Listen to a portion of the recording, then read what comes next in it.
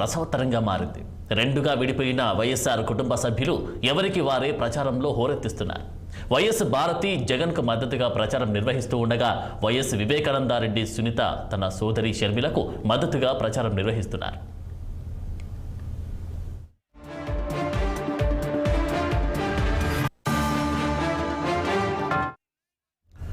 ఇక కడపలో ఎన్నికల ప్రచారానికి సంబంధించి మా ప్రతినిధి గిరినారెడ్డి మరింత సమాచారం అందిస్తారు.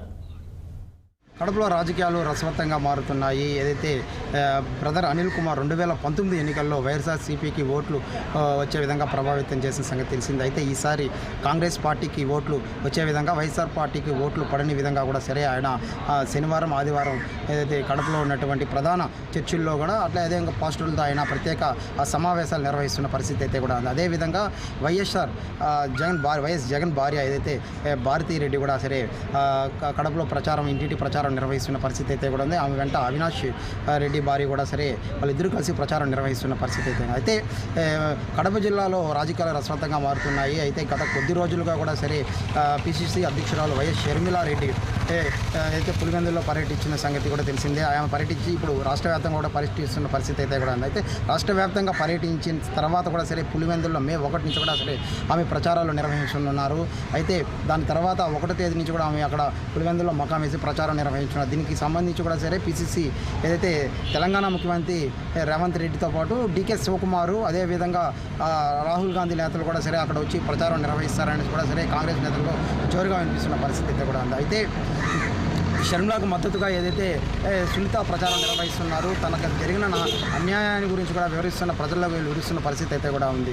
అయితే జగన్మోహన్ రెడ్డి పరిపాలన 5 సంవత్సరాల్లో కూడా తమకి జరిగిన అన్యాయాల గురించి వైఎస్ వివేక హత్య గురించి ఏ విధంగా జరిగింది అంటూ కూడా సరే ఆమె ప్రజల్లోకి వివరిస్తున్న పరిస్థితి. ఎందుకంటే న్యాయం ధర్మం వైపు ప్రజలు నిలబడాలంటూ కూడా సరే ఆమె 2 చేతులు జోడించి అటు షర్మిలారెడ్డికి ప్రచారం నిర్వహిస్తున్న పరిస్థితి అయితే మరోవైపు పులివెందుల్లో ఆమె ఏదైతే పులివెందుల్లో జగన్ భార్య ఇంటింటి ప్రచారం నిర్వహిస్తున్నారు.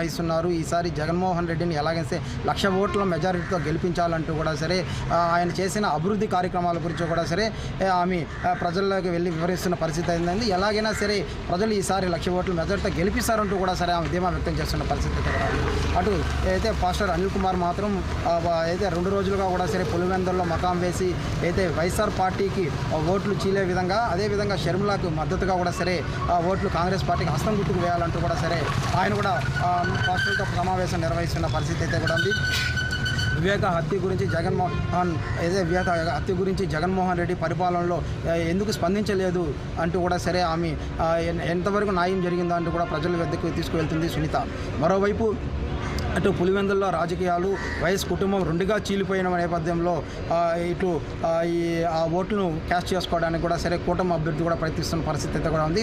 మొత్తం మీద అట్లా జగన్మోహన్ రెడ్డి కానీ ఇట్లా వైఎస్ పిసిసి అధ్యక్షురాలు షర్మిలారెడ్డి కానీ ప్రచారాల్లో జోరెందుకున్న పరిస్థితి అయితే కూడా ఉంది. మరోవైపు ఏదైతే చంద్రబాబు నాయుడు ఏదైతే జగన్మోహన్ రెడ్డి మీద చేసిన వ్యాఖ్యలు కూడా సరే ఆమె పెద్దరికంగా అయితే భారతి మాట్లాడుతూ కూడా సరే వయసులో పెద్దగా ఉన్న చంద్రబాబు నాయుడు ఉద్వేగాన్ని లోనై మాట్లాడుతున్నాడు, ఇది సరికాదంటూ కూడా సరే ఆమె కౌంటర్ ఇచ్చిన పరిస్థితి అయితే కదా. మొత్తం మీద రాజకీయ వైఎస్ఆర్ అంటే పేరు చెప్పుకున్నటువంటి కడప జిల్లాలో అటు వైఎస్ఆర్ కుటుంబంగా 2గా విడిపోయి ఒకరిపై ఒకరు ఏదైతే షర్మిలాకి మద్దతుగా సునీత అటు జగన్కి మద్దతుగా భారతి ప్రచారం నిర్వహిస్తున్న పరిస్థితి కోసం కడపలో ఉంది. కెమెరామెన్ వరతో గిరినాథ్ 6 టీవీ కడప నుంచి.